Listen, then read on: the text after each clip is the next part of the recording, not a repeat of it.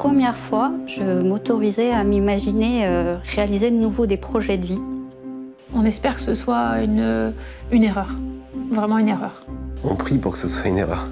Enfin, on avait trouvé quelque chose parce que je sentais bien que c'était pas normal.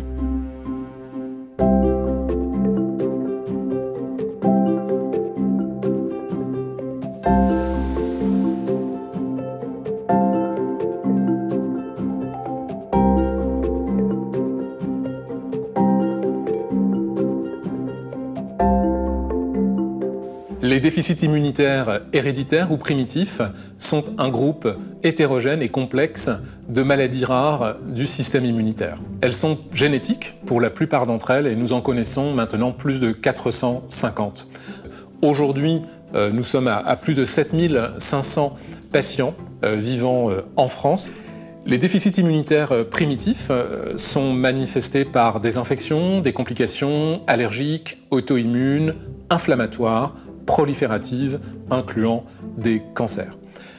Ils touchent des enfants, y compris des enfants tout petits, mais également des adultes et des adultes âgés potentiellement. Il existe donc un délai médian de 6 ans entre l'apparition des premiers symptômes et le diagnostic de déficit immunitaire, sur le plan clinique tout du moins, ce qui signifie que 50% des patients en France sont diagnostiqués au-delà des 6 ans de cette médiane et potentiellement plusieurs décennies.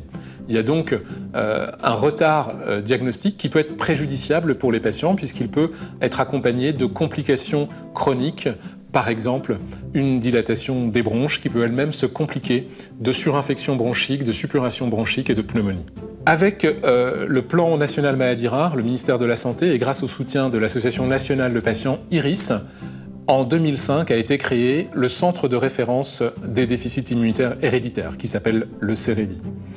Depuis, nous avons constitué un réseau de CHU dans chacune des régions de France métropolitaine, mais également des territoires ultramarins, où travaillent des spécialistes des déficits immunitaires. Ils sont pédiatres ou médecins pour adultes, en immunologie, en hématologie, en maladies infectieuses, essentiellement.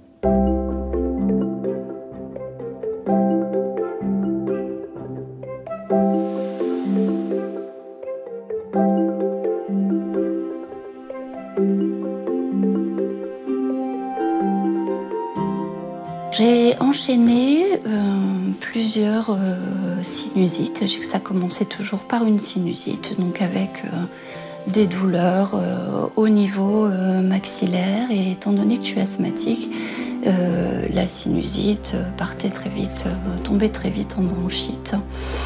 Je faisais une sinusite qui n'était pas forcément traitée d'emblée, mais pour laquelle je devais revenir voir mon médecin traitant pour avoir une série d'antibiotiques qui surinfectaient forcément en bronchite, qui nécessitait une deuxième prise d'antibiotiques et tout ça se faisait sur 6 semaines. J'avais une période à peu près de 3 semaines où j'étais bien au départ. Et puis, je repartais dans une infection qui commençait en sinusite, qui surinfectait en bronchite, voire parfois en pneumopathie, parce qu'il m'est arrivé de faire une pneumopathie bilatérale, donc avec un état respiratoire qui était vraiment déplorable, et qui, là, pour le coup, mettait plus de temps pour récupérer.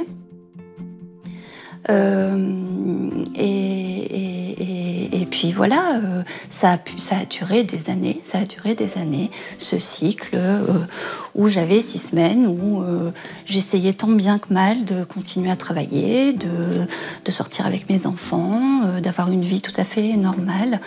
Et du coup, la nuit c'était compliqué, la nuit c'était difficile parce que je ne respirais pas bien. Je me levais le matin, j'étais fatiguée, je peinais pour aller travailler. Il m'est arrivé d'arriver à mon poste du matin et de me demander comment j'allais le terminer et de revenir le lendemain.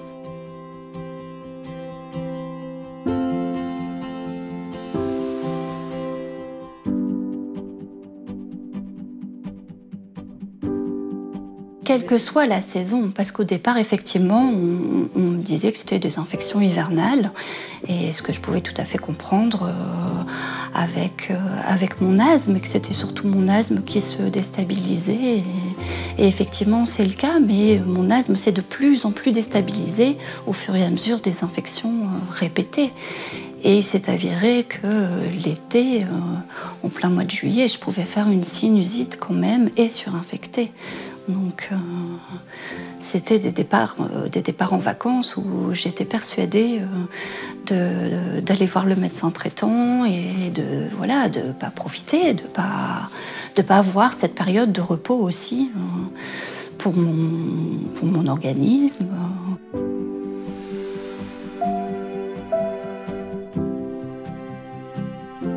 Mon médecin traitant a géré pendant plusieurs années jusqu'à ce qu'il m'adresse à un spécialiste pneumologue à l'hôpital où le bilan pour un syndrome de déficit immunitaire a été effectué et il s'est avéré qu'il est revenu normal. On a essayé de gérer les infections, l'asthme avec un traitement différent, les infections avec d'autres antibiotiques, puisque en plus je suis allergique à la pénicilline. Mais c'était vain, je continuais mes sinusites et mes infections, surinfections à répétition pendant encore plusieurs années. Ma pneumologue disait qu'elle avait travaillé, qu'elle avait été interne du docteur Lefebvre et du coup elle m'a adressée à lui au CHR. Et donc Monsieur Lefebvre a refait le bilan complet donc, de déficit immunitaire qui s'est également avéré normal. Et il a pu poser le diagnostic sur une réponse vaccinale, c'est-à-dire que j'ai dû faire une prise de sang avant un vaccin et une prise de sang après pour voir comment mon organisme répondait à la vaccination. Et c'est là que le diagnostic de SPAD a été posé.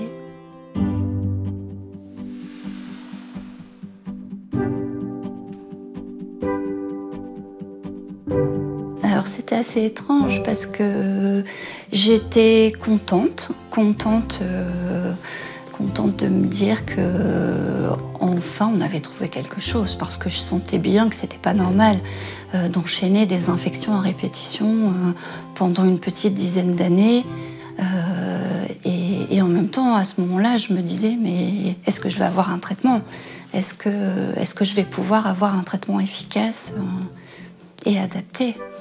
Et donc on a commencé, Monsieur Lefebvre m'a proposé de commencer par une antibiothérapie au long cours, donc un antibiotique à prendre le matin, 1 jour sur 2, ce que j'ai fait pendant 1 an, ce qui s'est avéré être à minima un peu efficace, c'est-à-dire que je faisais toujours des infections assez importantes, mais moins rapprochées.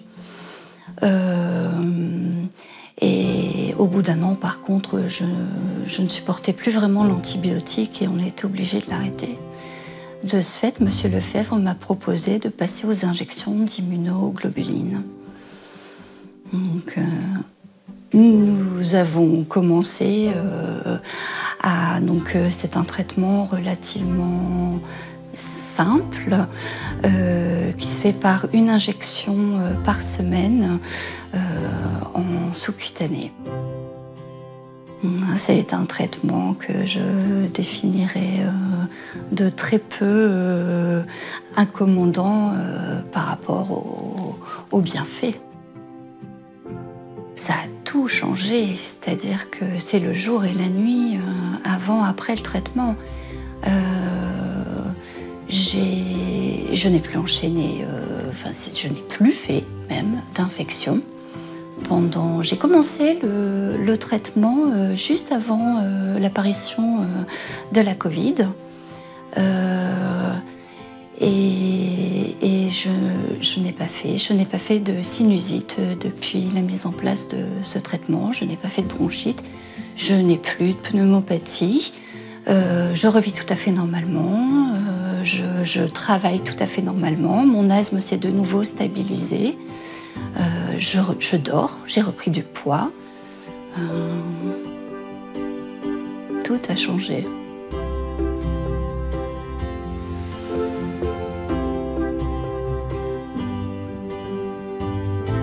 De toute façon, pendant mes infections, je voulais continuer à travailler, malgré la fatigue, malgré l'état respiratoire vraiment compliqué. Mais c'est vrai que le fait de commencer les injections, tout s'est normalisé, en fait. Tout est venu petit à petit. C'est-à-dire qu'au départ, on passe 3 semaines et on se dit « Ah bah tiens, j'ai pas mal au sinus ». Ou alors, j'ai mal au sinus et en fait, non, il n'y a pas de surinfection. Donc, petit à petit, on arrive à gérer. Il y a quand même des petites sinusites, mais qui ne nécessitent pas de traitement par antibiotiques et qui n'invalident pas la vie professionnelle, la vie familiale. Le diagnostic permet une vie tout à fait normale, de nouveau. Et une vie professionnelle, une vie familiale et une vie sociale, oui, bien sûr. Bonjour docteur, merci de votre présence aujourd'hui. Nous avons découvert les images de Karine, votre patiente, qui nous raconte donc son parcours qui l'ont conduit au diagnostic de son déficit immunitaire primitif. Que pouvez-vous nous en dire ? Merci pour l'invitation et puis pour nous donner l'occasion d'échanger sur les parcours de nos patients. C'est vrai que c'est un parcours qui est assez représentatif, je dirais malheureusement, d'une certaine errance médicale avec des diagnostics qui sont parfois très tardifs. Et on entend dans la bouche de cette patiente plein d'explications. On entend une certaine résilience, les mots de l'entourage qui disent « mais c'est normal, c'est l'hiver » ou alors « tu fais pas assez attention » ou alors « tu es infirmière comme elle et tu vois des patients infectés, c'est normal » ou alors « c'est ton asthme qui explique que tu fasses des infections » et ça c'est parfois des patients qui nous décrivent ça avec beaucoup de résilience ou alors le médecin traitant lui-même a trouvé beaucoup d'explications ou alors tu es allergique quand tu étais petit ou voilà, je vous raconte pas quand un patient fume 3 cigarettes par jour, alors là tout est sur le tabac, bien sûr ça n'aide pas. Néanmoins cette patiente elle a donc un parcours avec des années d'infection ORL, bronchopulmonaire, bactérienne. Elle le décrit très bien, elle décrit très bien les prises d'antibiotiques, souvent itératives, avec parfois des semaines et des semaines où elle n'est pas bien parce que la première ligne ne marche pas, il faut mettre un deuxième antibiotique, on ne s'en sort pas. Et puis, elle arrive à avoir un pneumologue, donc une pneumologue qui a été interne au CHU, que j'ai pas eu comme interne personnellement, mais qui faisait partie des internes comme de pneumologie ou d'infectiologie, qui souvent appelle le référent déficit immunitaire pour discuter de certains dossiers. Donc, elle s'est rappelée nos échanges et elle m'a recontacté maintenant qu'elle est installée à l'hôpital pour qu'on discute de cette patiente, de Karine, et donc qui avait finalement des infections ORL, bronchopulmonaires, inexpliquées, parce que c'est pas l'asthme qui expliquait ça. Et finalement, elle avait déjà réalisé un bilan immunologique et elle était embêtée parce que tout apparaissait comme normal.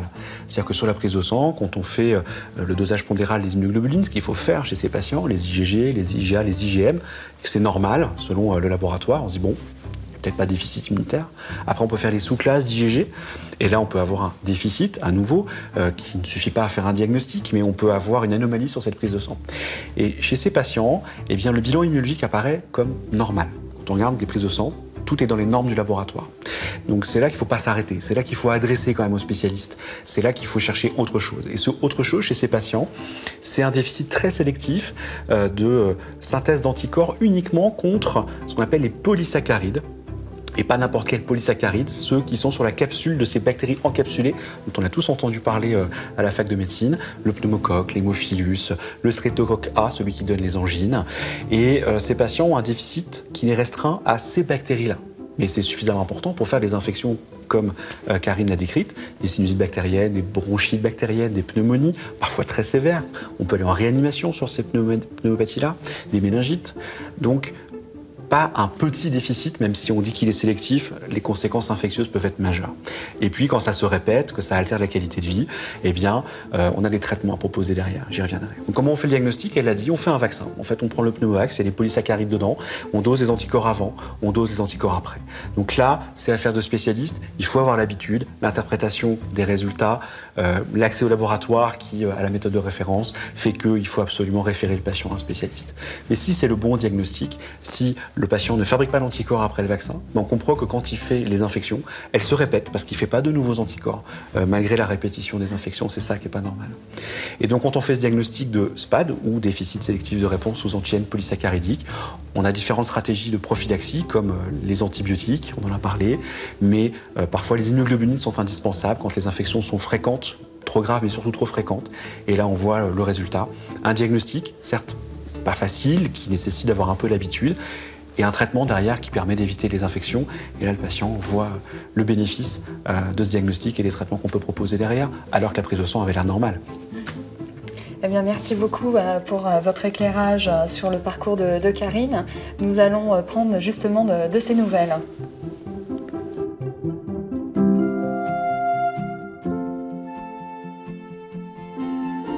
Aujourd'hui, je vais très bien. Je vais très bien, j'ai une vie tout à fait normale. Et à 10 ans en arrière, je ne pensais pas du tout pouvoir vivre normalement. Ces vidéos sont donc une opportunité pour tous les soignants et tous les patients de pouvoir prendre contact avec des spécialistes des déficits immunitaires qui travaillent dans le CHU au plus près de chez vous, dans votre région, et vous pouvez obtenir leurs coordonnées sur le site internet du CEREDI.